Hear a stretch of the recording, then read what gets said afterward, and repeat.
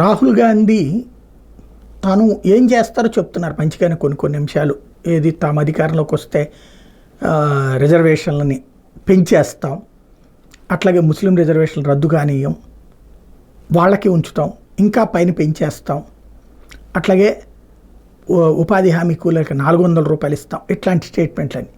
అయితే భారతీయ జనతా పార్టీతో పాటు ఎన్డీఏ మొత్తానికి 150 సీట్లు కూడా కష్టమే ఆయన చెప్తున్నటువంటి మాట. వెరీ గుడ్, తప్పలేదు విమర్శించడం, అట్లాంటి మాట అనటం హక్కు ఉంటుంది. కానీ డౌట్ ఏంటంటే మరి కాంగ్రెస్కి ఎన్ని వస్తాయి? 150 వాళ్ళకు వస్తాయి, పోనీ మిగతా 350 లేదా మిగతా 400 వీళ్ళకి వస్తాయా? వచ్చేటట్టయితే అసలు ఇప్పుడు ప్రాబ్లం ఏముంది? కనీసం అసలు కాంగ్రెస్ పార్టీ ఎన్ని చోట్ల పోటీ చేస్తుంది? 300 చోట్లన పోటీ చేస్తుందా? లేదు కదా. మరి కాంగ్రెస్ పోటీ చేయకుండా భారతీయ జనతా పార్టీ 150 స్థానాల్లో పరిమితం అవుతుందంటే అప్పుడు ఎవరు వస్తున్నట్టు అధికారంలోకి? ప్రాంతీయ పార్టీలు కదా. అంటే కాంగ్రెస్ పార్టీ పరిస్థితి ఏంటప్పుడు వాస్తవంగా చెప్పాలంటే?